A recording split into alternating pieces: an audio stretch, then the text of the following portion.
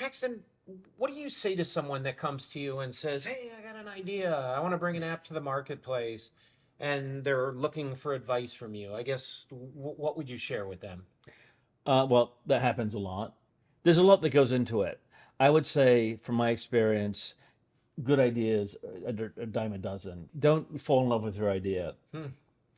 I used to think when I was younger, like if I had a great idea, I'd make tons of money. But then I thought, well, I had to be able to implement it, right? Right. Like, Yeah. so Good point. you have to be able to bring it to market, and it has to for apps, and it cannot crash. But it has to be so easy that you don't need any tutorials. That's the target. I think especially to now in this age, there's app fatigue, right? Nobody wants to learn and download a new app, Right. right? You have I to, I feel that way. yeah, like it's a headache. So, and any type of confusion or ambiguity, it's like a no, right? Yeah. And too many no's, you're done with. And I would say beyond that, there's two other things that I would look to for apps is that you have to have good SEO. You have to have a way that people just search, unless you have like $50 million. So I would say like, and I tell these guys either learn how to code and do software development, develop it yourself, because it's not that hard at the end of the day, or be an expert in advertising marketing.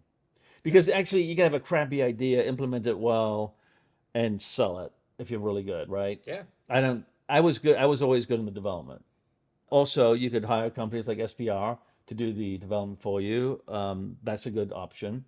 You'll probably need funding or need money to do that, but then you should definitely be good at marketing. Gotcha. Like unless you have both those, you need you need a lot of money. The first thing I say to them is, if you're serious about this, register the domain name and make sure the domain name's got the words that people would search for, and then create an Apple account on the developer site, and you could register the name of the app, and that should match the name of the domain name. Gotcha.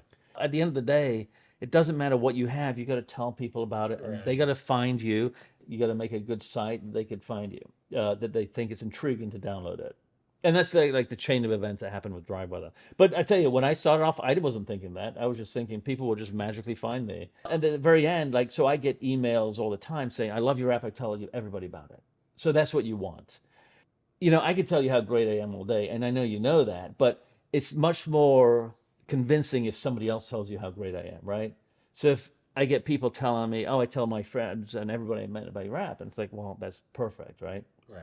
And then from there, they leave good reviews. And so that whole chain is kind of what you want. If I say that, it's kind of like I don't want to tell them that because it's overwhelming. Like Right. nobody told me that. And if I had known the work that was involved, there's no way I would have developed that. There's no freaking way. I'd be like, no.